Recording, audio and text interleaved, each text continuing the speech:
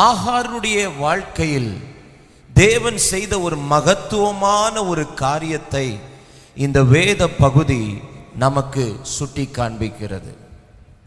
அடிமை பெண்ணாகிய ஆகார், இதுதான் வேதம் அவளை குறித்து இன்ட்ரோடியூஸ் பண்ணும்போது சொல்லப்படுகிற ஒரு வார்த்தை. ஒரு சாதாரண ஒரு மனிதனை இந்த உலகம் அறிமுகப்படுத்தும் போது இன்னாருடைய மகன், இந்த பட்டணத்தில் வாழுகிறவர்கள், இந்த தேசத்திலிருந்து வந்திருக்கிறவர்கள் என்று சொல்லி அறிமுகப்படுத்துவது இயல்பு. ஆனால் இவளுடைய அறிமுகம் எப்படி இருக்கிறது என்றால், அடிமை பெண்ணாகிய ஆகார். இதற்கு முன்பாக அவளுடைய வாழ்க்கையிலே பலவிதமான சோதனைகள், பலவிதமான நெருக்கங்கள், பலவிதமான பாடுகள், அவள் அடிமைப்பட்டிருந்த குடும்பத்தில், அடிமைப்பட்டிருந்த தேசத்தில் அவள் சந்தித்த சூழ்நிலைகள் நிமித்தம் ஒரு நாள் ஒரு தீர்மானம் எடுக்கிறாள், நாம் இந்த வீட்டை விட்டு ஓடிவிடலாம். அப்படி ஓடினவளை வழியில் குறுக்கிட்டு கர்த்தருடைய தூதன் 2 கேள்விகளை முன்வைக்கிறான். என்ன கேள்வி? ஆகாரே, எங்கிருந்து வருகிறாய், எங்கே போகிறாய்? 2 questions but 1 answer.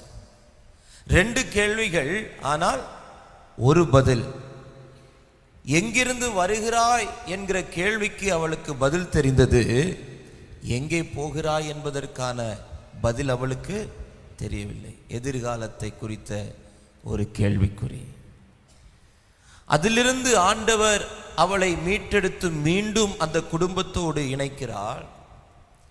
மீண்டும் அவள் கர்ப்பம் தரிக்கும்படியான ஒரு சூழ்நிலை வருகிறது. ஒரு இஸ்மவேலை பெற்றெடுக்கிறாள். அவனும் வளர்ந்து வருகிறான். அதுவரைக்கும் நன்றாயிருந்த வாழ்வு, அதுவரைக்கும் சமாதானமாய் போய்கொண்டிருந்த அந்த ஜீவியத்தில் திடீரென்று புயல் அடிக்க ஆரம்பிக்கிறது. இப்பொழுது மீண்டும் வீட்டை விட்டு வெளியேறுகிற சூழ்நிலை. தான் மட்டுமல்ல, தான் பெற்றெடுத்த பிள்ளையோடு கூட வீட்டை விட்டு வெளியேற்றப்படுகிற ஒரு நிலை. இந்த காலை நேரத்திலே பரிசுத்த ஆவியானவரின் இருதயத்திலே வைத்த வார்த்தை, இந்த முதல் ஆராதனையிலே வந்திருக்கிற உங்கள் ஒவ்வொருவருக்காகவும் ஆண்டவர் ஒரு துறவை உண்டு பண்ண போகிறார். இங்கே வந்திருக்கிற ஒவ்வொருவருக்காகவும் ஆண்டவர் ஒரு துறவை உண்டு பண்ண போகிறார். ஹல்லேலூயா. ஏற்கனவே உண்டாக்கப்பட்டிருக்கிற துறவுகளை இந்த காலை நேரம் உங்களுடைய கண்கள் பார்க்க போகிறது. விசுவாசிக்கிறவர்கள் இருப்பீர்கள் என்றால் கரங்களை தட்டி ஆண்டவரை மகிமைப்படுத்துங்கள். உனக்கான துறவு இன்றைக்கு உண்டு. உங்களுக்கான துறவு இன்றைக்கு உங்களுக்கு உண்டு. பக்கத்தில் இருக்கிறவங்களுடைய கரங்களை பிடித்து சொல்லுங்கள், தேவன் உனக்கான துறவை இன்றைக்கு தருவார். உனக்கான துறவை உன்னுடைய கண்கள் இன்றைக்கு காண போகிறது. ஹல்லேலூயா. I strongly believe கர்த்தர் அதை இன்றைக்கு உங்களுக்கு செய்ய போகிறார். இந்த நேரலில் பார்த்து கொண்டிருக்கிறவர்களுக்கு அதை செய்ய போகிறார். என் ஆண்டவர் பட்சபாதம் உள்ள தேவன் அல்ல. ஆகாருக்கு செய்துவிட்டு உனக்கு செய்யாமல் இருக்கிற தெய்வம் அல்ல. ஆகாருக்கு செய்தாரையானால் இந்த காலை நேரம் இந்த முதல் ஆராதனையில் வந்திருக்கிற சகோதரா உங்களுக்கு, சகோதரி உங்களுக்கு, வாலிபனே, வாலிப தங்கச்சி உங்களுக்கு தேவன் துறவை உண்டு பண்ண வல்லவராயிருக்கிறார். ஆமென். ஹல்லேலூயா. எப்படிப்பட்ட சூழ்நிலையில் தேவன் நமக்கு துறவை உண்டு பண்ணுவார்? வேகமாக எனக்கு முன்பாக இருக்கிற நேரத்தில் தேவன் எனக்கு சொன்ன சில காரியங்களை உங்களுக்கு முன்பாக வைத்துவிட்டு நான் கடந்து போக விரும்புகிறேன். முதலாவது, அதே 21ஆம் அதிகாரம் 14வது வசனத்தை நாம் வாசிக்கும் போது, ஆபிரகாம் அதிகாலையில் எழுந்து அப்பத்தையும் ஒரு துருத்தி தண்ணீரையும் எடுத்து ஆகாருடைய தோளின் மேல் வைத்து பிள்ளையையும் ஒப்பு கொடுத்து அவளை அனுப்பிவிட்டார். அவளை கைவிடப்பட்ட சூழ்நிலையில் ஒரு துறவு. அந்த நாட்களில் அடிமை பெண் என்பவள் வீட்டை விட்டு வெளியேறி போவதற்கான அனுமதி கிடையாது. அவளுக்கு தெரிந்ததெல்லாம் அந்த வீடும் அந்த வீட்டில் உள்ளவர்கள் மாத்திரமே. ஆபிரகாமையே நம்பி இருக்கிறாள். ஆபிரகாம் தான் அவளுக்கு நம்பிக்கை, அவளுக்கும் இஸ்மவேலுக்கும். ஆனால் சூழ்நிலை இங்கே வித்தியாசப்படுகிறது. எந்த ஆபிரகாமை அவள் நம்பினாளோ அந்த ஆபிரகாமால் கைவிடப்படுகிற ஒரு நிலை. இந்த வசனத்தை வாசிக்கும் போது எனக்குள்ளால பல கேள்விகள் உண்டானது. சரி, நீ அவளை வீட்டை விட்டு வெளியேற்றப்பட வேண்டும் என்று நீ முடிவெடுத்தது தேவனுடைய சித்தமாயிருந்தாலும், ஒருவேளை அவளை வீட்டை விட்டு வெளியேற்றும் போது ஆபிரகாமுக்கு ஆயிரக்கணக்கான வேலைக்காரர்கள் இருந்தார்கள். ஒரு வேலைக்காரனை அழைத்து, எவ்வா இவ்வளவு நாள் அவ என் வீட்டில் இருந்தா, என் புள்ள அவ, எனவே நீ அவளோடு கூட இந்த பொருட்களை எல்லாம் சுமந்து கொண்டு, ஆபிரகாமுக்கு பல இடங்கள் இருந்தன, ஏதோ ஒரு இடத்தை காண்பித்து அந்த இடத்தில் அவளை என்ன செஞ்சிருக்கலாம், செட்டில் பண்ணியிருக்கலாமா? பண்ணியிருக்கலாம். ஆனால் ஆபிரகாம் என்ன செய்கிறான், அவளுக்கு தேவையான அப்பத்தையும் அவளுக்கு தேவையான துருத்தியில் உள்ள தண்ணியையும் அவளுடைய தோள் மேல் வைத்து பிள்ளையையும் அவன் கையில ஒப்பு கொடுத்து அனுப்பிவிட்டான். எங்க போவா, என்ன செய்வா, அவ எதிர்காலம் என்ன ஆகும், அவளுடைய பிள்ளையினுடைய எதிர்காலம் என்ன ஆகும், எப்படி இந்த வனாந்திரத்தில் அவள் நடந்து செல்வாள்? தோள் மேலே பாரம், அப்பம், தன் பிள்ளைக்கும் அவளுக்கும் தேவையான அப்பம் யார் தோள் மேல? அவளுடைய தோள் மேல. ஒரு கையினாலே மகனை பிடித்திருக்கிறாள். அந்த காட்சியை கொஞ்சம் கற்பனை செய்து பாருங்கள். ஒரு சராசரி மனிதனால் அதை ஏற்றுக்கொள்ள முடியாது. மனிதனால் கைவிடப்பட்ட நிலையில் தேவன் ஒரு துறவை உண்டு பண்ணினார். ஐயா, இந்த காலை நேரத்திலே ஆபிரகாம் கைவிட்டாலும் ஆபிரகாமின் தேவன் கைவிடுவதில்லை. ஹல்லேலூயா. கைவிடப்பட்ட சூழ்நிலை. இந்த காலை நேரம் ஒருவேளை நீங்கள் இப்படி சொல்லிக் கொண்டிருக்கலாம், நான் இவர்களை மலை போல் நம்பினேன், இந்த குடும்பத்தை நான் மலை போல் நம்பினேன், எனக்கு இவர்கள் தான் எல்லாம் என்று சொல்லி நினைத்திருந்தேன். ஆனால் ஒரு சமயம் வந்தபோது என்னையும் என் குடும்பத்தையும் என்னையும் என் பிள்ளைகளையும் இந்த மனிதர்கள் கைவிட்டார்கள், இந்த உறவுகள் கைவிட்டது. இந்த காலை நேரம் கைவிடப்பட்ட சூழ்நிலை நீ உட்கார்ந்திருப்பாயானால், உறவுகள் கைவிட்டாலும் தேவன் தருகிற துறவுகள் உன்னை கைவிடாது. ஹல்லேலூயா. ஆபிரகாம் கைவிட்டது உண்மை, ஆபிரகாம் அவளை அனுப்பிவிட்டது உண்மை. ஆனால் வழியிலே ஆபிரகாமின் தேவன் அவளுக்கான துறவை உண்டு பண்ணினது போல பரிசுத்த ஆவியானவர் இந்த காலைவேளை தீர்க்க தரிசனமாய் பேசிக் கொண்டிருக்கிறார். உனக்கான துறவு, உன் பிள்ளைக்கான துறவு நிச்சயம் இன்றைக்கு உனக்கு உண்டு. ஆமென். ஹல்லேலூயா. ஐயோ, என்னை கைவிட்டுட்டாங்களே அப்படின்னு நினைக்காத, என்னை கைவிட்டுட்டாங்களே அப்படின்னு சோர்ந்து போகாத. ஆபிரகாமை விட்டால் ஆகாருக்கு வேறு யாரையும் தெரியாது. ஆபிரகாமுடைய வீட்டை விட்டால் அதை அடுத்தது வெளியே போவது, எங்கே போவது என்பது ஆகாருக்கு தெரியாது. அடிமை பெண்கள் என்றால் அதுதான். உலகத்தை குறித்து அறிந்துவிட்டால், சுற்றி இருக்கிற காரியங்களை குறித்து அறிந்துவிட்டால், ஒருவேளை அவர்கள் தங்களிடத்திலிருந்து வெளியே போய்விடுவார்களோ என்கிற அச்சத்தில் அவர்களை உள்ளே வைத்துக் கொள்வார்கள். பாருங்கள், வெளி தேசங்களுக்கு நம்முடைய சகோதரிகள் வேலைக்கு செல்வார்கள், வீட்டு வேலைக்கு என்று. நான் அநேகரை அறிந்திருக்கிறேன். அவர்கள் புலம்புகிற ஒரு காரியம், இந்த வீட்டை விட்டு எங்களை வெளியிலே எங்கேயும் அழைத்து கொண்டு போக மாட்டார்கள், வெளி நபர்களோடு எங்களை பழக விட மாட்டார்கள். காரணம், ஒருவேளை வெளியிலே அவர்களை அறிமுகப்படுத்தினால், வெளி இடங்களை அவர்களுக்கு அறிமுகப்படுத்தினால், வெளி நபர்களை அவர்களுக்கு அறிமுகப்படுத்தினால், நாளடைவிலே இவர்கள் அவர்களோடு ஒரு தொடர்பை ஏற்படுத்தி கொண்டு ஒருவேளை எங்களை விட்டு அவர்கள் நல்ல சம்பளத்துக்கு வெளியே போய்விட வாய்ப்பு இருக்கிறது, எனவே அவர்களை எங்களுடைய வீட்டுக்குள்ளேயே வைத்துக் கொள்வோம், அவர்களுக்கு என்ன தேவையோ நாங்களே அவர்களுக்கு கொடுப்போம், சமயம் வரும்போது அவர்களை சொந்த தேசத்துக்கு அனுப்பி வைப்போம். இதுதான் ஒரு அடிமைத்தனத்தினுடைய வாழ்க்கை. அப்படியே வாழ்க்கை, அப்படியே வளர்க்கப்பட்டவள், அப்படியே வளர்ந்தவள் திடீரென்று ஒரு நாள் அனுப்பிவிடப்படுகிற நிலை. கைவிடப்பட்டவளாய் கைகளிலே மகனை ஏந்தி கொண்டு அவள் புறப்பட்டு போகிறாள். அவருடைய எண்ணம், அவருடைய ஏக்கம் எல்லாம் இனி என்ன, வாட் நெக்ஸ்ட், இனி என்ன செய்ய போறேன், இனி என் வாழ்க்கை என்ன ஆக போகிறது, என் குடும்பம் என்ன ஆக போகிறது, என் மகனுடைய எதிர்காலம் என்ன ஆக போகிறது. ஒன்று அவளுடைய எதிர்காலம், இன்னொன்று பிள்ளையினுடைய எதிர்காலம். இந்த காலை நேரம் பரிசுத்த ஆவியானவர் சொல்லுகிறார், மனுஷன் கைவிட்டாலும் ஆண்டவர் கைவிட மாட்டார். ஆபிரகாம் கைவிட்டது உண்மை, ஆபிரகாம் அனுப்பிவிட்டது உண்மை, ஆனால் தேவன் அவளை கைவிடவில்லை, தேவன் அவளுடைய பிள்ளையை கைவிடவில்லை. கர்த்தர் அவளுக்கான துறவை உண்டு பண்ணினார்.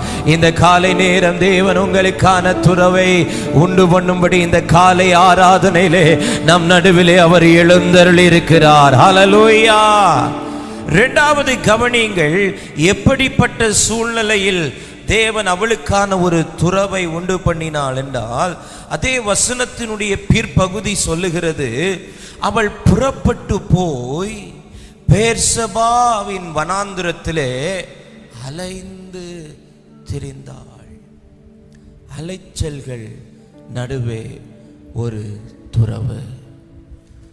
ஒன்று நான் சொன்னேன், கைவிடப்பட்ட நிலையில் ஒரு துறவு.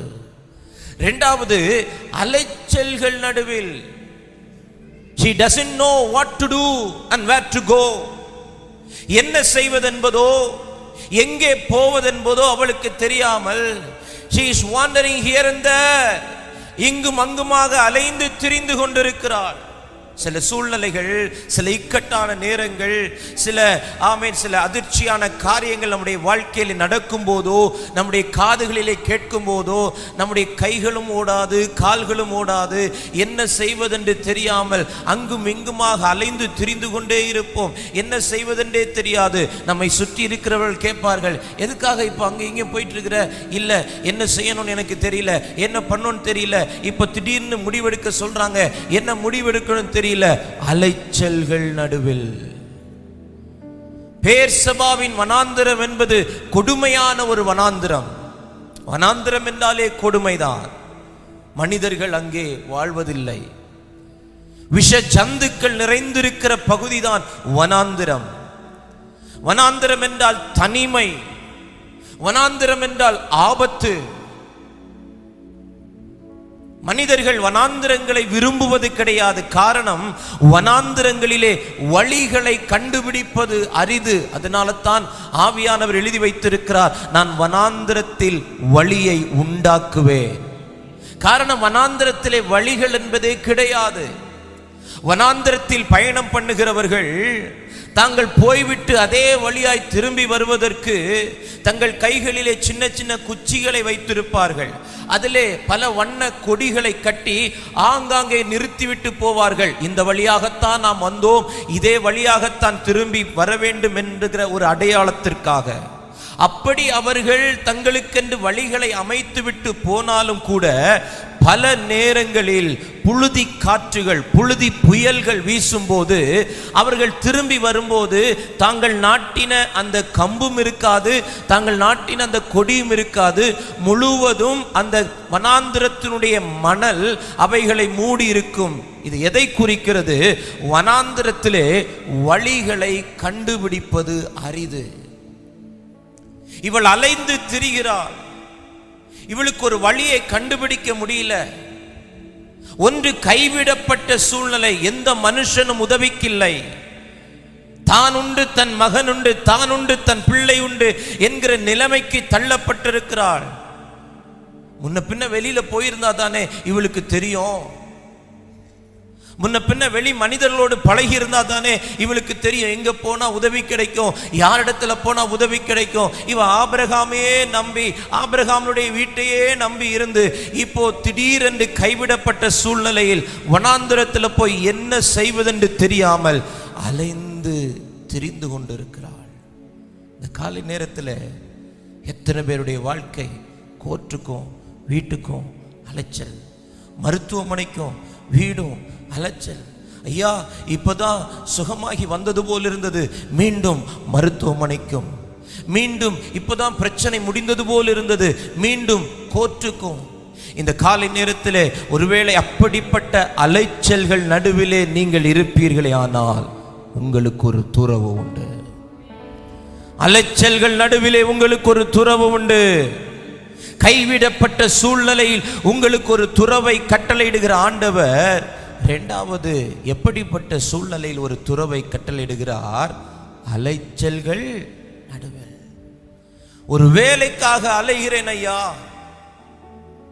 படித்திருக்கிறேன், பட்டம் பெற்றிருக்கிறேன், எல்லா தகுதியும் எனக்கு இருக்கிறது, ஆனால் ஒரு வேலை, ஒரு நிரந்தரமான வேலை எனக்கு கிடைக்காமல் அங்கும் இங்குமாக அலைந்து திரிந்து கொண்டிருக்கிறேன். ஒரு மாதம் இந்த கம்பெனியில, ஒரு மாதம் இந்த கம்பெனியில, மறுமாதம் அடுத்த கம்பெனியில, ஒரு மாதம் இந்த செக்டார்ல, அடுத்த மாதம் இன்னொரு செக்டார்ல, ஒரு நிரந்தரமான வேலை இல்லாமல் அலைச்சல்கள் நடுவிலே என் வாழ்க்கை இருப்பதினால் எனக்கான எதிர்காலம் கேள்விக்குறியாயிருக்கிறது, என் குடும்பத்தினுடைய எதிர்காலம் கேள்விக்குறியாயிருக்கிறது. தம்பி தங்கச்சி, பரிசுத்த ஆவியானவர் இன்றைக்கு சொல்லுகிறார், ஒரு நிரந்தர வேலையை கர்த்தர் உனக்கு கட்டளையிட்டு எந்த குடும்பத்தின் நடுவிலே அலைந்து திரிந்தாயோ, எந்த பட்டணத்தின் நடுவிலே அலைந்து திரிந்தாயோ, அதே பட்டணத்தின் நடுவிலே உன்னை தலை நிமிர்ந்து வாழ பண்ணுவதற்கு என் ஆண்டவர் உனக்காய் ஒரு துறவை இந்த காலை நேரத்திலே உண்டு பண்ணுகிறார். ஆமென், ஹல்லேலூயா,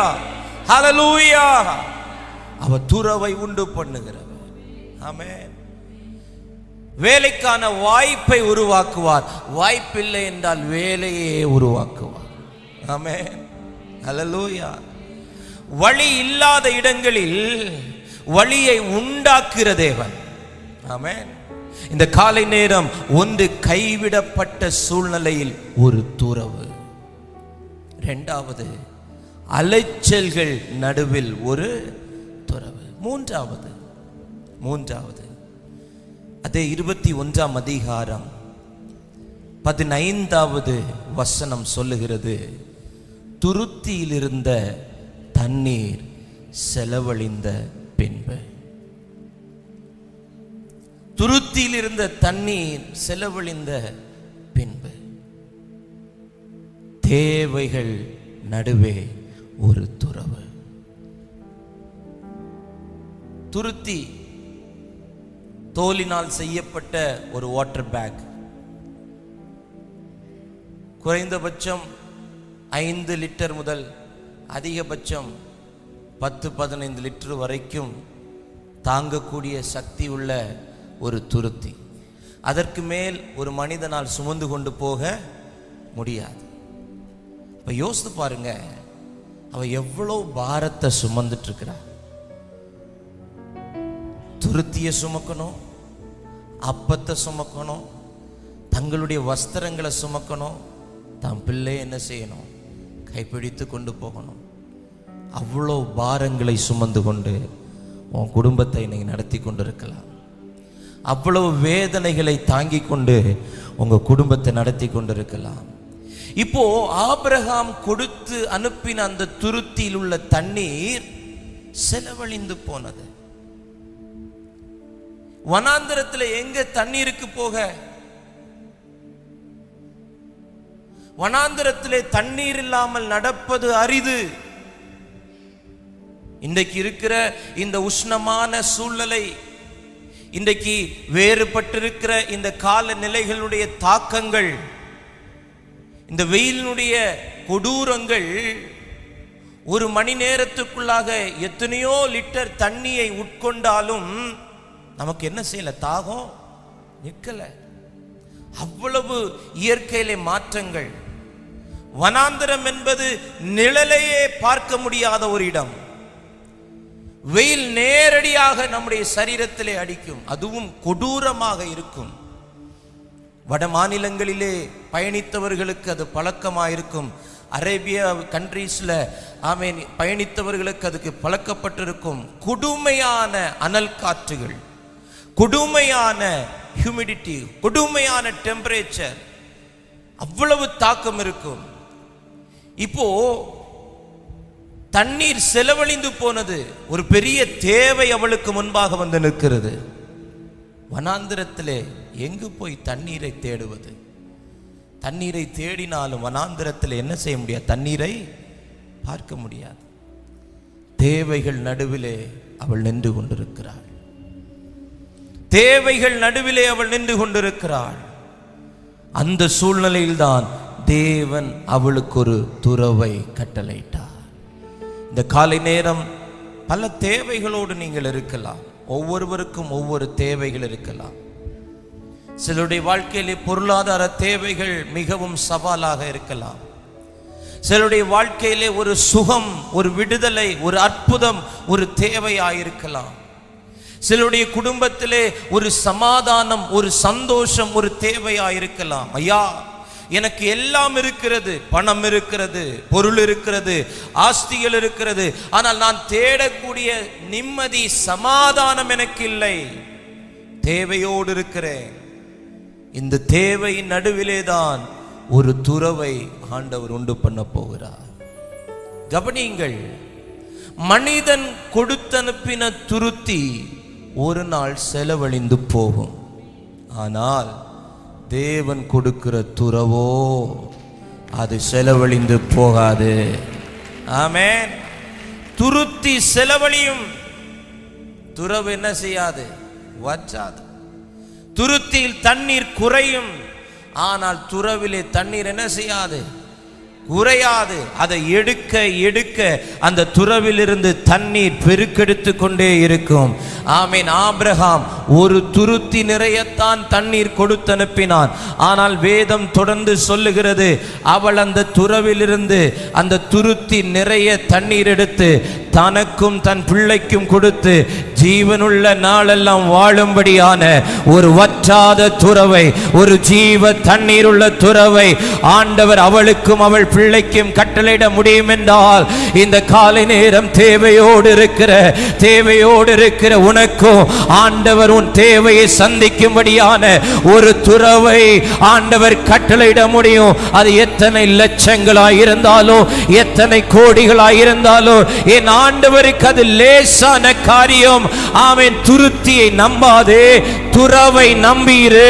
அந்த துறவு உன் துருத்தியையும் நிரப்பும், அநேகருடைய துருத்தியையும் நிரப்பும். ஆமென். ஹல்லேலூயா. அப்போ மனிதன் கொடுக்கிற துருத்திகள் செலவழிந்து போகும். ஆனால் தேவன் துருத்தியை அல்ல, துறவை கொடுக்கிறார். ஹல்லேலூயா. துறவையும் கொடுக்கிறார், நல்ல உறவையும் கொடுக்கிறார். ஹல்லேலூயா. அப்போ ஒன்று கைவிடப்பட்ட சூழ்நிலையில் ஒரு துறவு, இரண்டாவது அலைச்சல்கள் நடுவில் ஒரு துறவு, மூன்றாவது தேவைகள் நடுவில் ஒரு துறவு, நான்காவது 21ஆம் அதிகாரம் 16வது வசனம். பிள்ளை சாகிறதை நான் பார்க்க மாட்டேன் என்று எதிராக அம்பு பாயும் தூரத்தில் போய் உட்கார்ந்து சத்தமிட்டு அழுதாள். நான்காவது, அழுகையின் நடுவில் ஒரு துறவு. ஒரு தாயினுடைய மிக கொடூரமான வேதனை என்பது என்ன தெரியுமா? தான் கண்ணுக்கு முன்னாடி தான் பிள்ளை கஷ்டப்படுறத எந்த தாயாலையும் எந்த தகப்பனாலையும் பார்க்கவே முடியாது. அது எவ்வளவு கொடூரமான தகப்பனாயிருக்கட்டும், எவ்வளவு கொடூரமான தாயாயிருக்கட்டும், ஆனால் தங்களுடைய கண்களுக்கு முன்பாக தான் பெற்றெடுத்த பிள்ளை கஷ்டப்படுவதை, வேதனைப்படுவதை, ஒரு வியாதியில் சிக்கி அவன் தவித்து கொண்டிருப்பதை எந்த தாயாலும் என்ன செய்ய முடியாது? சகித்து கொள்ள முடியாது. ஆகாருக்கு வந்த நிலை என்பது தான் கண்களுக்கு முன்னையே தன் பிள்ளை செத்து கொண்டிருக்கிறது. தன் கண்களுக்கு முன்பாகவே பிள்ளை கொஞ்சம் கொஞ்சமாக செத்து கொண்டிருக்கிறது. நாம் நேசிக்கிறவர்கள், நாம் வளர்த்த பிள்ளைகள், நம்முடைய இரத்த சம்பந்தப்பட்ட உறவுகள், நம்முடைய உயிர் சிநேகிதர்கள், நண்பர்கள் நம்முடைய கண்களுக்கு முன்பாகவே செத்து கொண்டிருக்கும் போது அது எந்த மனுஷனாலையும் என்ன செய்ய முடியாது? தாங்கவே முடியாது, தாங்கவே முடியாது. மருத்துவர்கள் சொல்லுவார்கள், இன்னும் கொஞ்சம் நிமிடம்தான், அவருடைய உயிர் அவரை விட்டு பிரிந்து கொண்டிருக்கிறது, அவர்களுடைய உயிர் அவர்களை விட்டு பிரிந்து கொண்டிருக்கிறது. நம்முடைய கண்களுக்கு முன்பாகவே அவர்கள் கொஞ்சம் கொஞ்சமாக செத்து கொண்டிருப்பார்கள். நம் கணவனோ, நம் மனைவியோ, நாம் ஆசையாய் பெற்றெடுத்து வளர்த்த நேசித்த பிள்ளைகளோ, நாம் ஆகாரம் கொடுத்து, நாம் அதற்கு உணவு கொடுத்து வளர்த்த பிள்ளைகள் நம்முடைய கண்களுக்கு முன்பாக மடிந்து கொண்டிருப்பதை எவளாலும் சகித்து கொள்ள முடியாது. இவளாலும் சகித்து கொள்ள முடியல. வசனம் சொல்லுகிறது, பிள்ளை சாகிறதை நான் என்ன செய்ய மாட்டேன்? பார்க்க மாட்டேன். அவன் செத்து கொண்டிருக்கிறான். வனாந்திரத்தினுடைய தாக்கம் அவனுடைய சரீரத்திலே, அந்த வனாந்திரத்தினுடைய வெயில், வனாந்திரத்தினுடைய உஷ்ணம் அவனை பாதித்தபடியினால் என் கண்களுக்கு முன்பாக என் பிள்ளை செத்து கொண்டிருக்கிறது. அவள் ஒரு முடிவெடுக்கிறாள், நான் பார்க்க மாட்டேன்.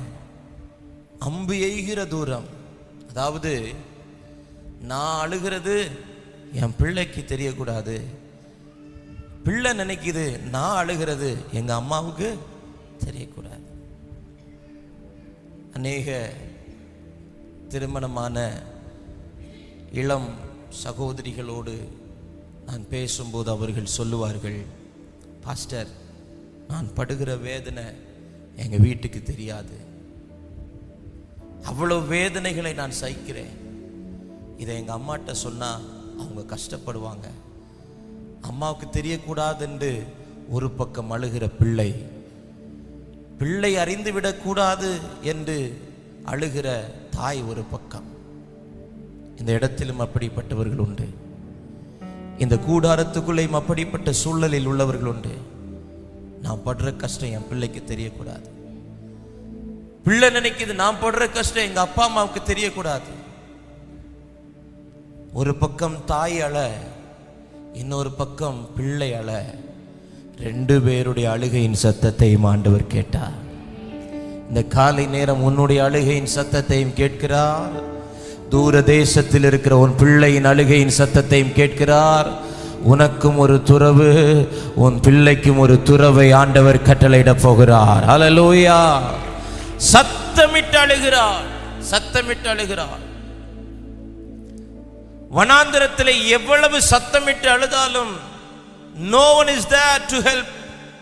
அவளுக்கு உதவி செய்வதற்கு அங்கு யாரும் கிடையாது, யாரும் கிடையாது. தன்னுடைய வேதனையை, தன்னுடைய கஷ்டத்தை அழுகையின் மூலமாய் தீர்த்து கொள்வதற்கு அவள் சத்தமிட்டு அழுகிறாள்.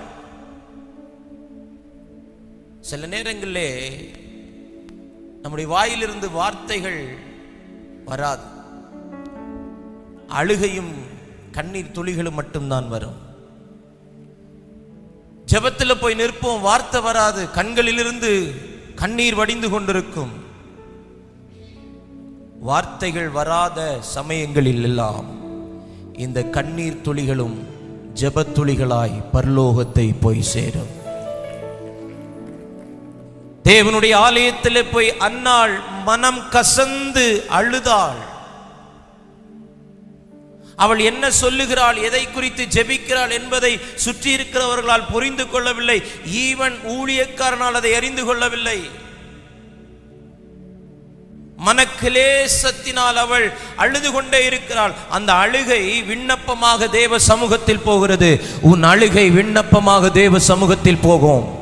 தேவனுடைய ஆலயத்திலிருந்து வந்து தேவ சமூகத்திலே வந்து நீ ஒரு சொட்டு கண்ணீர் வடித்தால் கூட அந்த கண்ணீர் துளிகள் கூட பரலோகத்தில் தேவனுடைய பாதத்தை நனைக்கும். அந்த கண்ணீர் அவருடைய பாதத்தை நனைத்து விட்டால் அவரால் அங்கு அமர்ந்திருக்க முடியாது. உனக்காக அவர் எழுந்தருளுவார், உன் குடும்பத்துக்காக அவர் எழுந்தருளுவார், உன் பிள்ளைகளுக்காக அவர் எழுந்தருளுவார், உனக்காக ஒரு அற்புதத்தை அவர் செய்வார். இந்த காலை நேரம் அப்படித்தான் என் ஆண்டவர் உனக்கு ஒரு அற்புதத்தை செய்ய போகிறார். அழுகை நடுவிலே உனக்கு ஒரு துறவை கட்டளையிட போகிறார். யாருக்காக அழுது கொண்டிருக்கிறாய்?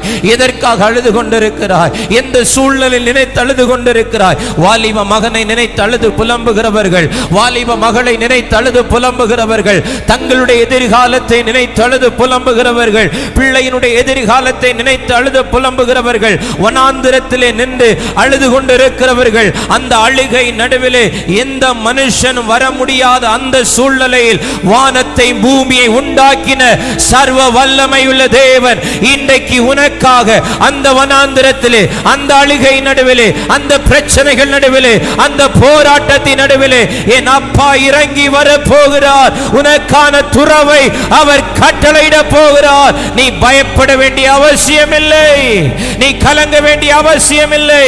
உனக்கு ஒரு வாழ்வு உண்டு, உனக்கு ஒரு வாழ்வு உண்டு.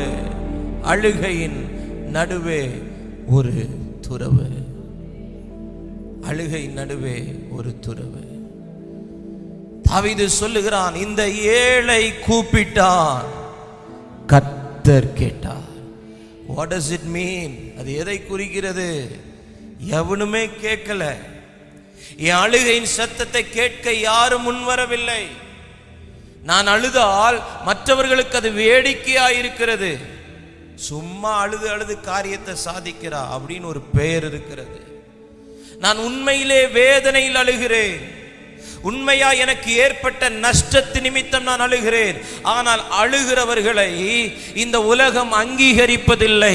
அழுகிறவர்களை பரலோகம் மட்டுமே அங்கீகரிக்கும். அழுகையின் நடுவே, கைவிடப்பட்ட சூழ்நிலை நடுவே ஒரு துறவு, அலைச்சல்கள் நடுவே ஒரு துறவு, தேவைகள் நடுவே ஒரு துறவு, அழுகையின் நடுவே ஒரு துறவு. கடைசியாய் ஒரு காரியத்தை சொல்லி நான் ஜெபிக்க போகிறேன். 21ஆம் அதிகாரம் 17வது வசனம். தேவன் பிள்ளையின் சத்தத்தை கேட்டார். ஆமென். தாய் அழுதால் பிள்ளையின் சத்தத்தை தேவன் கேட்பார். தேவதூதன் வானத்திலிருந்து ஆகாரை கூப்பிட்டு, ஆகாரே உனக்கு என்ன சம்பவித்தது? பயப்படாதே.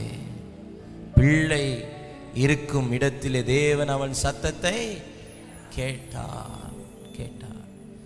ஆகாரே உனக்கு என்ன சம்பவித்தது? பயப்படாதே. என்ன நடந்துருச்சுன்னு நீ பயப்படுற? பயத்தின் நடுவே ஒரு துறவு. பயம், பயம். தேவதூதன் வந்து சொல்லுகிறான், என்ன நடந்துருச்சு? நீ அப்படி என்ன நடந்துருச்சுன்னு நீ பயப்படுற? பயப்படாத. மனுஷன் கைவிட்டுட்டானா? பயப்படாத. அலைச்சல்கள் நடுவிலே வாழ்கிறாயா? பயப்படாத. தேவைகள் நடுவிலே உன் குடும்பம் போய்க் கொண்டிருக்கிறதா? பயப்படாத. அழுது புலம்பிக் கொண்டிருக்கிறாயா? எதிர்காலத்தை நினைச்சு, பிள்ளையினுடைய எதிர்காலத்தை நினைச்சு, ஐயோ திருமணமாகி இத்தனை ஆண்டுகள் ஆகியும் ஒரு கர்ப்பத்தின் கனி இல்லையே, என் பிள்ளையினுடைய எதிர்காலம் என்னாகும் நினைச்சு பயப்படுறாயா? பயப்படாத. அப்படி ஒன்றும் உனக்கு சம்பவிக்கவில்லை. உன் வாழ்க்கை முடிந்து போகிற அளவுக்கு எந்த ஒரு காரியத்தையும் ஆண்டவர் அனுமதிக்கிறவர் அல்ல. தேவனுடைய அனுமதி இல்லாமல் உன் தலையிலிருந்து ஒரு முடி கூட கீழே விழாது என்றால் அவ்வளவு முக்கியத்துவத்தை என் முடிக்கு கொடுக்கிறார் என்றால் என் உயிருக்கு எவ்வளவு முக்கியத்துவம் கொடுப்பார் என் ஆண்டவர். என் வாழ்க்கைக்கு எவ்வளவு முக்கியத்துவம் கொடுப்பார், என் பிள்ளைகளுக்கு எவ்வளவு முக்கியத்துவம் கொடுப்பார், என் திருச்சபைக்கு, என் ஊழியத்துக்கு, என் குடும்பத்துக்கு, என் பிசினஸுக்கு ஆண்டவர் எவ்வளவு முக்கியத்துவம் கொடுப்பார். What happened to you? உனக்கு என்ன சம்பவித்தது என்று நீ பயப்படுகிறாய்? பயப்படாதே, பயப்படாதே. பக்கத்துல பார்த்து சொல்ல, அப்படி என்ன நடந்துச்சுன்னு பயப்படுறீங்க? ஆமென். நம்ம சொல்லுவோம் இல்லையா சில நேரத்துல, என்னடா தைரியமா இரு, அப்படி என்ன நடந்துச்சுன்னு பயப்படுற? ஒன்னும் குடிமொழிக்கு போகல. ஆமென். இன்னும் கிருபை இருக்குது, இன்னும் பிரசன்னம் இருக்குது, இன்னும் அவருடைய நடத்துதல் இருக்கிறது, இன்னும் அவருடைய மகிமை இருக்குது, இன்னும் என் மீட்பர் உயிரோடு தான் இருக்கிறார். நான் செத்து போன தெய்வத்தை ஆராதிக்கல, மரித்து போன கடவுளை ஆராதிக்கல, மரித்து இதோ சதா காலங்களில் உயிரோடு இருக்கிறேன் என்று சொன்ன ஜீவனுள்ள தேவனை நான் ஆராதிக்கிறேன். அவர் இன்றைக்கும் ஜீவனுள்ளவராய், இன்றைக்கும் என் நடுவே, என் பட்சத்தில், என் அருகிலே அவர் இருக்கிறார். அவர் இருக்க நான் ஏன் பயப்பட வேண்டும்? பயப்படாத, பயப்படாத. திடப்படுத்துகிறான் கர்த்தருடைய தூதன். ஏன் பயப்படுற? பயப்படாத. அந்த பயத்தின் நடுவே தேவன் அவருடைய கண்களை திறந்தார். ஆமென். எனக்கு எதுக்கு எடுத்தாலும் பயம். படிச்சு முடிச்சிட்டேன் பாஸ்டர், வேலை கிடைக்குமா கிடைக்காதா பயமா இருக்குது. வேலை கிடைச்சா அடுத்த ஒரு பயம், நல்ல வாழ்க்கை கிடைக்குமா கிடைக்காதா பயமா இருக்குது.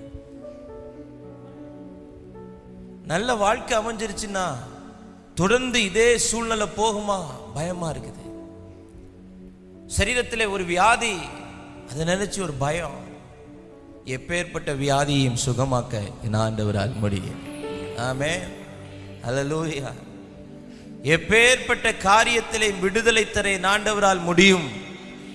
அடைக்கப்பட்ட கர்ப்பங்கள் இன்றைக்கு திறப்பதாக, நாட்களாய் காத்திருக்கிற நன்மைகள் வந்து சேர்வதாக, நெடுங்காலமாய் காத்திருக்குதல் உன் இருதயத்தை இளைக்க பண்ணும். விரும்பினது வரும்போது ஜீவ விருட்சம் போல இருக்குமே, அந்த ஜீவ விருட்சம் இன்றைக்கு ஒவ்வொரு குடும்பத்திலும் கட்டவிழ்க்கப்படுவதாக. பயப்படாத. ஆமென். பயப்படாத. உங்க பயத்தை விட தேவன் மேல் வைக்கிற விசுவாசம் பெரிதா இருக்குது. ஆமென். அல்லேலூயா. இங்கே பயத்தின் நடுவிலே இருக்கிறாள். என்ன ஆனதோ, பிள்ளை அங்க விட்டுட்டு வந்தோமே, பிள்ளை உசுரோட இருக்கிறானா இல்லையா தெரியாதே, பிள்ளைய காலேஜில் சேர்த்துட்டு வந்தோம் எப்படி இருக்கிறான் தெரியாதே, பயம். வேலைக்கு அனுப்புறோம் பயம், ஸ்கூலுக்கு அனுப்புறோம் பயம், பிள்ளை சாயங்காலம் பத்திரமா திரும்பி வந்தாதான் ஒரு நம்பிக்கை. பொல்லாத உலகத்துல வாழ்றோம், பிள்ளைய பயத்தோட அனுப்புறோம். அது வர்ற வரைக்கும் ஒரு பயம், ஒரு திகில் இருதயத்தில் இருக்கத்தான் செய்யுது. பிள்ளை உசுரோட வருமா, பாதுகாப்பா வருமா, எந்த கெட்ட மனுஷனுடைய கையில சிக்கி கொள்ளாதபடி என் பிள்ளை பத்திரமா வீடு வந்து சேருமா, பயம் பயம் பயம். இந்த கடைசி நாட்கள்ல எதை நினைத்தாலும் ஒரு விதமான பயம். தேசம் என்னாகும், தேசத்தினுடைய எதிர்காலம் என்னாகும், ஜனத்தினுடைய எதிர்காலம் என்னாகும், என் எதிர்காலம் என்னாகும், என் பிள்ளைகளுடைய எதிர்காலம் என்னாகும். பலவிதமான பயங்களோடு இந்த காலை நேரத்தில் இந்த ஆலயத்துக்குள்ள உட்கார்ந்திருப்பீங்கன்னா, தேவன் நமக்கு பயமுள்ள ஆவியை தரல, அன்பும் தெளிந்த புத்தியும் உள்ள ஆவியை கொடுத்திருக்கிறார். அந்த ஆவியானவர் நமக்குள் வாசம் பண்ணும் போது எல்லா பயங்களையும் அவர் வெளியேற்றுவார். இந்த பயத்தின் நடுவே உனக்கு ஒரு துறவு உண்டு. ஆமென். வசனம் சொல்லுகிறது, 18வது வசனம், நீ எழுந்து பிள்ளை எடுத்துக்கொண்டு உன் கைகளால் பிடித்து கொண்டு போ, அவனை பெரிய ஜாதியாக்குவேன். ஆமென். இன்னைக்கு கர்த்தருடைய ஆவியானவர் சில குடும்பங்களுக்கு தீர்க்க தரிசனமா சொல்றாரு, உன் பிள்ளையை நினைச்சு நீ பயப்படாத, உன் பிள்ளையை கர்த்தர் பெரிய ஜாதியாய் மாற்றுவார், உன் மகனை பெரிய ஜாதியாய் மாற்றுவார், உன் மகளை பெரிய ஜாதியாய் மாற்றுவார். வெளி தேசத்தில் வேலைக்காக காத்திருக்கிற குடும்பங்களுக்கு ஆண்டவர் இந்த நாட்களிலே ஆமீன் ஒரு அப்ரூவலை தருவாராக. வெளி தேசத்திற்கான வேலைகள் ஆமீன் அதற்கான வழிகள் ஆயத்தப்படுவதாக. பயப்படாத, பயப்படாத. ஆமென். அப்பா பக்கத்தில் இருக்க நாம் பயப்பட வேண்டிய அவசியம் இல்லை, பயப்பட வேண்டிய அவசியம் இல்லை. 5 காரியங்களை பரிசுத்த ஆவியானவர் நம்மோடு கூட பேசியிருக்கிறார். ஒரு துறவை உங்களுக்கு உண்டு பண்ணுவார். ஆமென். கைவிடப்பட்ட சூழ்நிலையில் ஒரு துறவு, அலைச்சல்கள் நடுவே ஒரு துறவு, தேவைகள் நடுவே ஒரு துறவு, அழுகை நடுவே ஒரு துறவு, பயத்தின் நடுவே ஒரு துறவு. தேவன் அவளுடைய கண்களை திறந்தார், அப்பொழுது அவள் ஒரு துறவை கண்டாள்.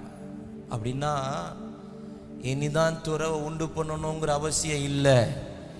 Already it has been prepared. ஏற்கனவே அது ஆயத்தமாக்கப்பட்டிருக்கிறது.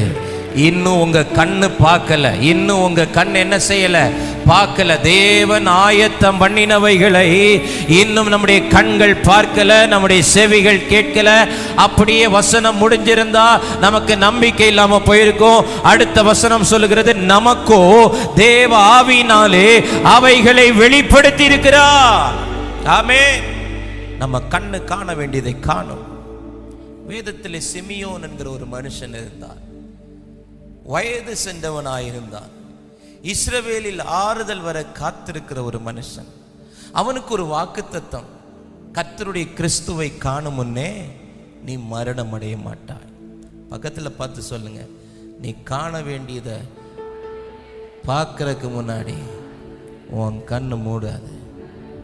ஆமென். சிலருக்கெல்லாம் அந்த ஒரு பயம் இருக்குது. ஐயோ இதை பார்க்காம போயிடணும், என் பிள்ளை கல்யாணத்தை பார்க்காம போயிடணும், என் பேர பிள்ளைங்க வளர்றதை பார்க்காம போயிடணும். அது எல்லாருக்கும் உள்ள பயம். எனக்கும் ஒரு 3 மகன்கள் இருக்கிறார்கள். எங்கள் அப்பா அம்மாவுக்கு 75 வயசு 73 வயசு ஆயிடுச்சு. எங்கள் அம்மாவுக்கு அப்பப்போ சின்ன சின்ன பயம் வரும். என் பேர பிள்ளைங்கள்லாம் வளர்ந்து அவன் ஒரு டாக்டர் ஆகிறத பார்க்க மாட்டானான்னு தெரியாது. ஒரு பயம், ஒரு பயம். நிறைய பேருக்குள்ளால் அந்த ஒரு பயம். கர்த்தருடைய கிறிஸ்துவை காணும் முன்னே மரணம் அடைய மாட்டாய் என்கிற ஒரு வாக்குத்தத்தம் வசனம் சொல்லுகிறது. ஒரு நாள் ஆவியின் ஏவுதலினால் அவன் தேவாலயத்துக்கு வந்தான். அவன் வந்தபோது கர்த்தருடைய கிறிஸ்துவை அவன் கைகளில் ஏந்துகிற பாக்கியம். அவன் சொல்லுகிறான், இரட்சண்யத்தை என்னுடைய கண்கள் கண்டது.